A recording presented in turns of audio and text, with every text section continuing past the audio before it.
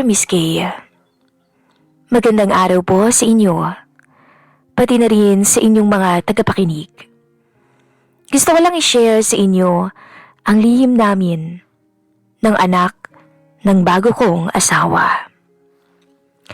Ako nga pala si Ben, 46 na taong gulang. Seaman po ako. Matagal na sa barko. Kung tutuusin, halos buong buhay ko umikot sa dagat. Hiwalay na po ako sa una kong asawa. Hindi kinaya ng distansya, ng selos at ng mga pagkukulang. Hindi rin naman ako nagmamalinis. Nagkamali rin ako. Maraming beses na. Kahit nung nagkahiwalay na kami ng dati kong asawa, marami pa rin akong nagiging babae sa tuwing bumababa ako ng barko. Merong may asawa na, may mga single mom, at may estudyante pa nga akong naging babae. Although hindi naman ni seryosong relasyon, alam niya naman na siguro yung tinutukoy ko. Magkikita lang at may mangyayari. Paulit-ulit lang. Hanggang sa may nakilala ako na seseryosohin ko sa edad kong ito. Siya ngayon ang bago kong kinakasama. Si Maylene. Maganda pa rin sa edad na 45. Maalaga, matino, at higit sa lahat, tinanggap akong muli kahit may pagkababaero. Para masasabi kong nagbago naman ako, hindi na ako katulad nung dati. Pero hindi ko naman nakalain, Miss Kay, na may darating sa nakaraan at siyang magiging dahilan muli upang ako'y magkasala. 3 buwan pa lang kaming nagsasama sa iisang bubong ni Maylene. Pero pakiramdam ko para akong nabigyan ng panibagong simula. Ngunit hindi ko talaga alam noon. May isa pa pala akong nakaraan na muling babangon. Nasa kusina ako noon. Bagong dating lang mula sa mahabang biyahe. Hinatid ako ng agency van mula Pierre. At pagkarating ko sa bahay, sinalubong ako ni Maylene ng yakap at halik. Welcome home, Han. May sasabihin nga pala ako sa'yo. Ano naman yun? Tanong ko. Dito muna titira yung anak ko Galing probinsya. Dito kasi siya maghahanap ng trabaho sa Maynila Sabi niya. Natuwa naman ako noon. Dahil sa wakas ay makikilala ko na rin yung anak niya. Hindi ko pa kasi ito nakikita. Habang nagkakape ako, dumating nga siya. Pagharap ko noon, bumungad sa akin ang isang babae.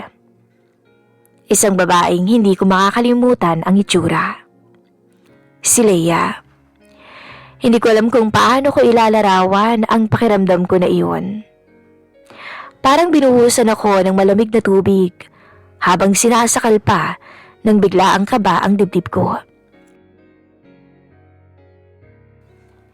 Si Leia, 25 years old, ang dating babae ko sa isang port sa Cebu.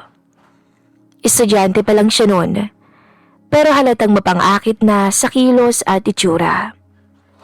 Sa totoo lang, ilang ulit din kaming nagkita kapag bakasyon ko sa Pilipinas. Walang label, walang commitment, pero mainit at matindi ang dalagang to. Hindi ko siya makakalimutan dahil ilang beses na may nangyari sa amin.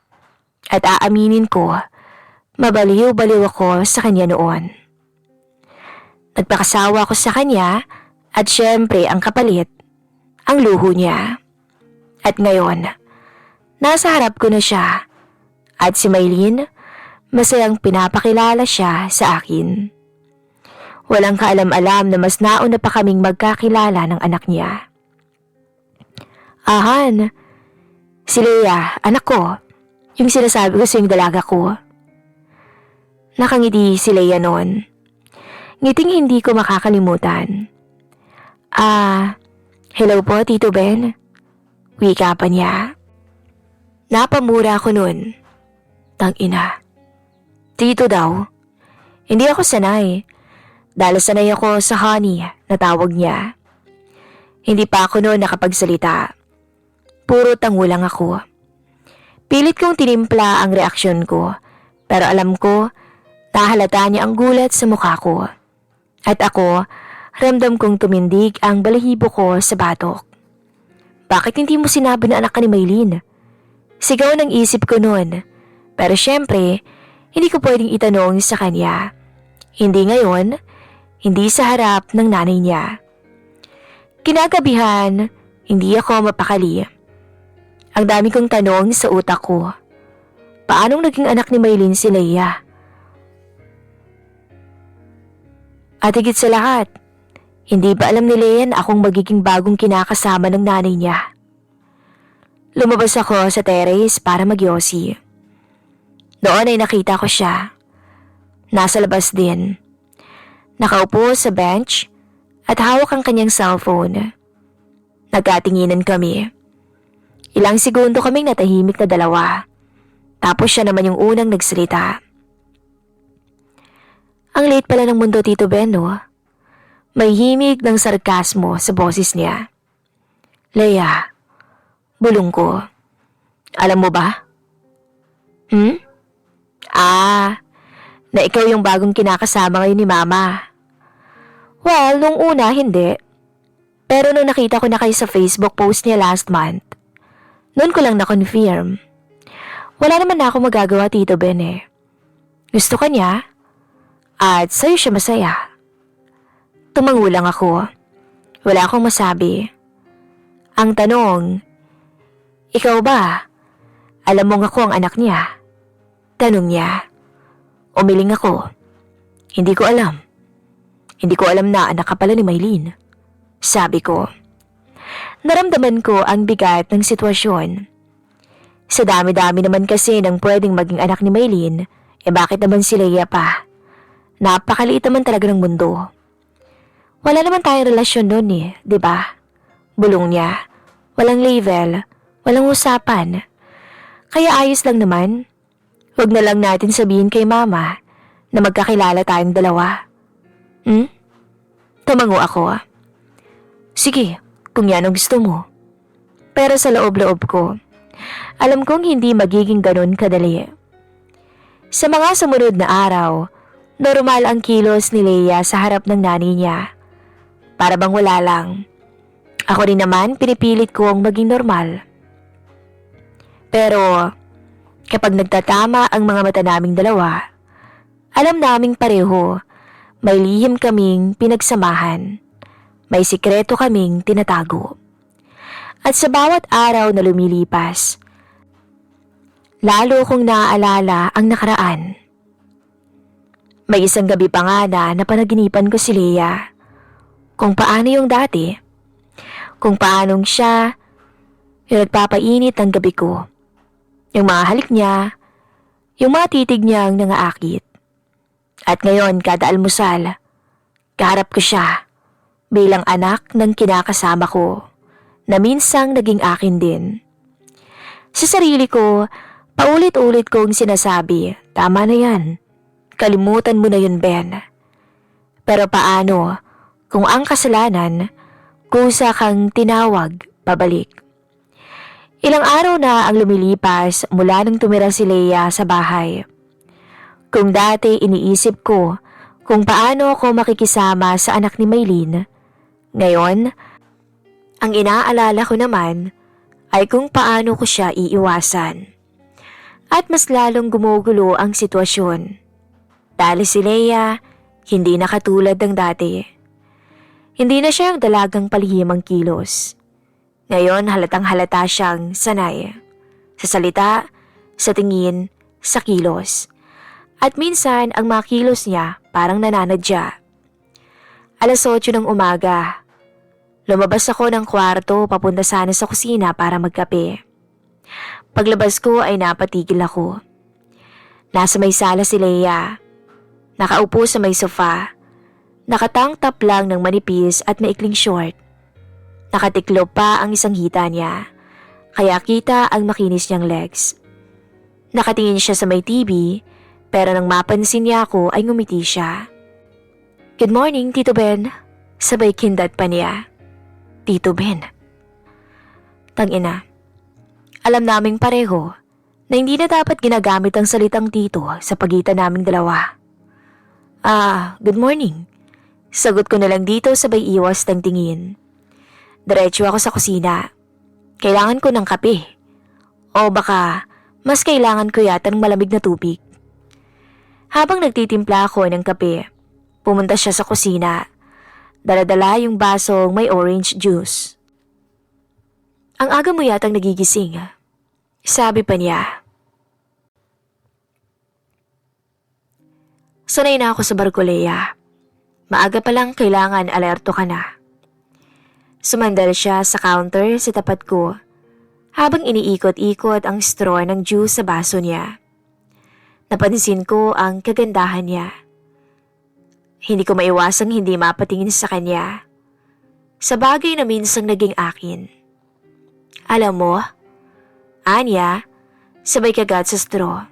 Minsan naiisip ko, paano kaya kung hindi ko nalaman na ikaw pala yung partner ni Mama?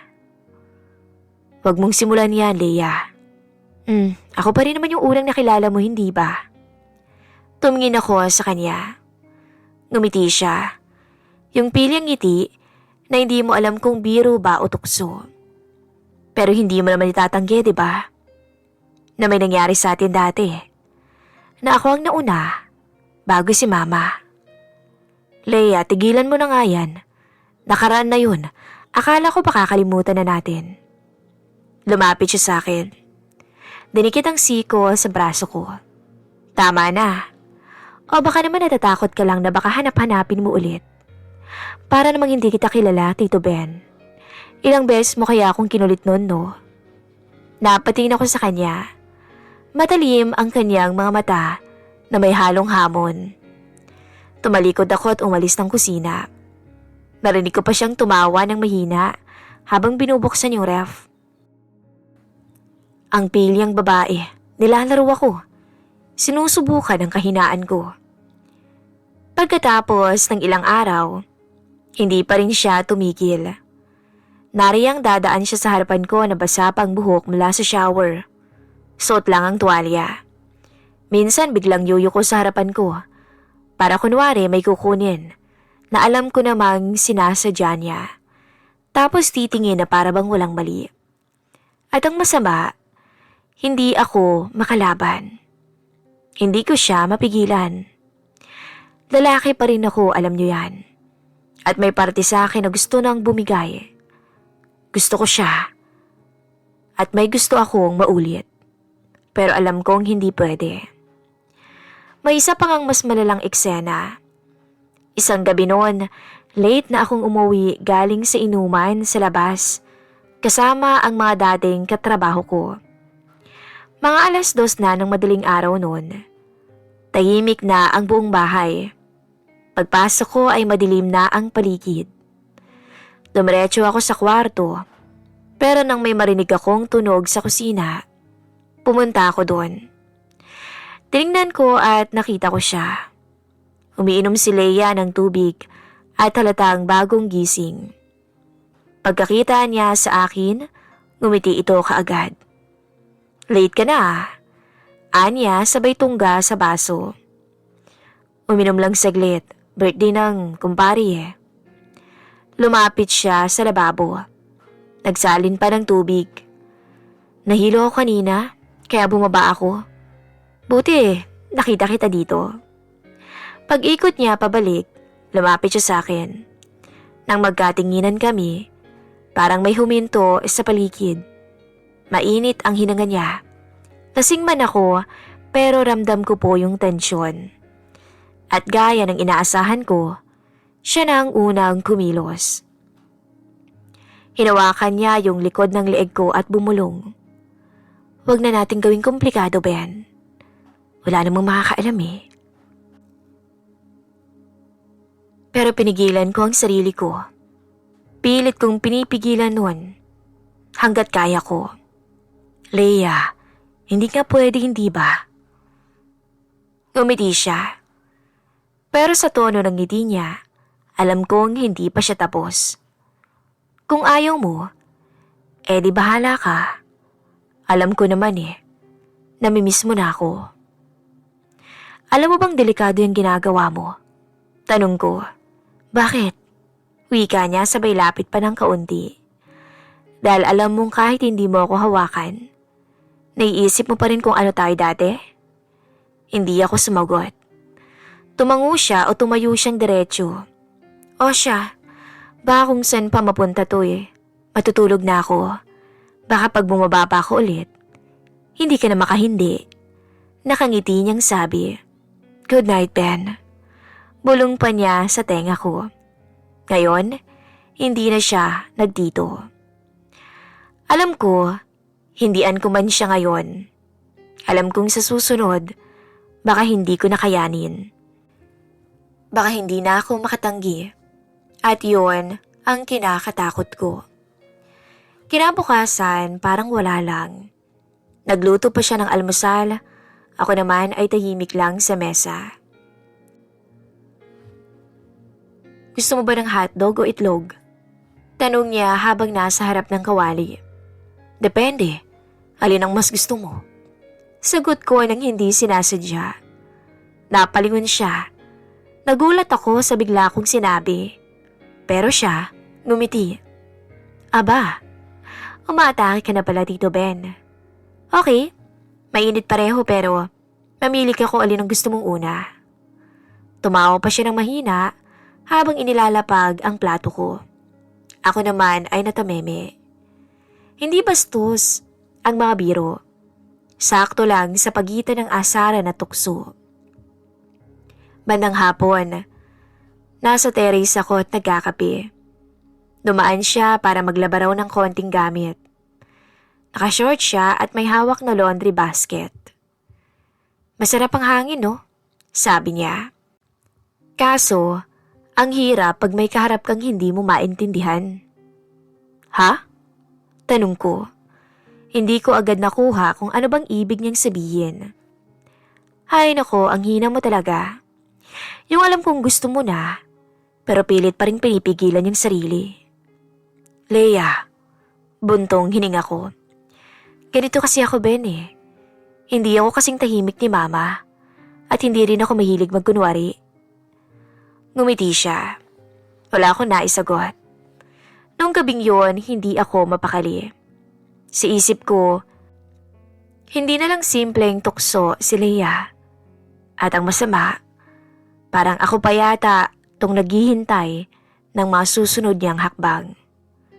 Pero sa puso ko, alam kong kapag may sumunod pa siyang ginawa, baka hindi ko na kayaning pigilan. Lumipas pa ang mga araw. 10:00 ng gabi. Naka-off na lahat ng ilaw maliban sa TV. Ako lang ang nasa sala, nakaupo sa gilid ng sofa. Tahimik na ang buong paligid. Si Maylin, bandang 9:00 pa lang, bagsak na sa kwarto. Nalasing ng wine at chismis ng mga amiga niya. Hindi nga man lamang nakapagpalit ng pantulog. Pagkaalis kasi ng mga amiga niya kanina, isang halik lang sa pisngi ang iniwan niya sa akin. Tapos plakda na. Ang akala ko noon, tuloy-tuloy ang tahimik kong gabi. Pero maya-maya, narinig ko ang marahang hakbang mula sa hagdan. Hindi ko yun agad nilingon, kasi alam ko na kung sino yun. Si Leia. Nakasandot short. Dumiretso sa kusina at kumuha ng tubig. Tapos umupo sa dining chair, pero nakaharap sa direksyon ko. Gising ka pa? Tanong niya. Obvious naman, di ba? Sagot ko. Akala ko matutulog ka kaagad Ang tahimik na Yun nga ang dahilan kung bakit hindi ako makatulog. Tumayo siya at lumapit. Umupo sa may soba, pero hindi sa tabi ko, kundi malapit lang. Sakto lang para maramdaman mo ang presensya niya. Si Mama? Tanong niya. Tulog na. Bagsak na bagsak. Tumingin siya sa may TV. Wala ka bang balak patayin yan? Ang boring-boring naman ang pinapanood mo eh. Kinuha ko ang remote at pinatay ko. Ngayon, tahimik na ang buong paligid. Ben, wika niya. Lumingon ako at nagtama ang mata naming dalawa. Sa liwanag ng screen bago mamatay, nakita ko ang mukha niyang seryosong-seryoso. Pwede ba akong tumabi? Hindi ako agad sumagot, pero hindi ko rin siya tinaboy. Lumapit siya at marahang umupo sa tabi ko. Hindi kami gumagalaw. Para kaming mga tuod. Hanggang sa bigla niyang dinantay ang ulo niya sa balikat ko. Gusto ko lang maramdaman na hindi ako invisible sa'yo. Anya, hindi ka naman invisible Pero parang di mo naman ako nakikita. Parang di mo ako hinahanap. Dahil alam mong bawal, Leia. Di naman niya malalaman Doon siya kumilos. Dahan-dahang humawak sa akin na para bang hinihintay lang kung aatras ba ako. Pero ako, wala na. Para nang naistatwa. Walang halik at walang salitang namagitan sa amin. Pero ang kamay niya, nagtungo pataas sa gilid ng bewang ko. Marahan, may tanong. At ang tugon ko, hinawakan ko yung kamay niya. Yung mahigpit. At hindi na namin kailangang magsalitang dalawa. Ang mga sumunod na minuto, doon na may nangyari.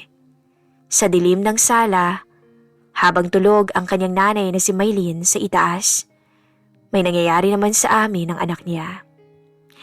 Alam kong mali, pero kapag kayo na ang nasa sitwasyon ko, alam ko, mahihirapan din kayo at hindi nyo talaga kakayanin.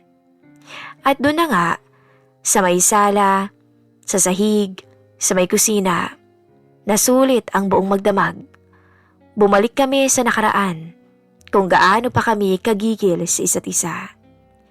Pagkatapos ng gabing yon sa sala, nagsimula na at alam kong hindi na namin yon mapipigilan. Sa sumunod na mga gabi, tahimik pa rin ang bahay.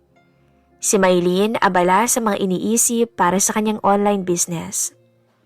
Gabi-gabing pagod at maaga ring natutulog. Minsan nga, sa mismong sofa na siya nauupo, tapos doon na rin makakaidlip. At doon kami ni Leia natutong maging tuso. Minsan, sa kusina, habang kunwaring nag-aayos ng pinagkainan. Minsan naman sa terrace, habang sabay kaming nagkakape at inaabot ang isa't isa sa dilim. Wala kaming sinasabi, pero malinaw sa bawat galaw namin, sa bawat tinginan at paglalapit, kami na ulit. Sa kwarto, sa kusina, sa garahe. Minsan kahit sa may sofa kung saan minsan, ilang oras lang ang pagitan sa pagtulog ng nanay niya. At ang masama, naging normal sa amin ang mali. Walang halatang galaw sa araw-araw. Sa harap ng pamilya, pareho kaming walang bahid ng kahit ano. Pero tuwing gabi, sa mga sandaling wala ng mata na nakamasid, tahimik kaming bumabalik sa isa't isa. Hindi na namin binibilang kung ilang beses kaming nagkamali, kung ilang beses kaming nagkasala. Basta't ang alam ko, kahit isang dampi lang sa balikat ko, sapat na para magliyab ang isang gabi. Kaya heto po ako ngayon, Miss Kay. Nagsusulat sa inyong programa. Hindi para mahusgahan, kundi para makahingi ng payo sa inyong mga listeners. Iba't iba mang komento ang aking mabasa mula sa kanila ay ayos lang. Magpapasalamat po ako. Gusto ko lang talagang maliwanagan at makawala sa ganitong klaseng relasyon. Alam kong hindi rin naman magtatagal ay baka mahuli kami at ayoko namang mangyari yon. Ano bang dapat kong gawin? Lubos na gumagalang, Ben. Maraming salamat po Sir Ben sa pag-share ng inyong kwento sa ating channel. Naway mahanap o mabasa ninyo ang tamang kasagutan sa inyong tanong. Hanggang dito na lamang po. At sa mga naisuportahan po kami, sana'y mag-subscribe po kayo sa ating YouTube channel.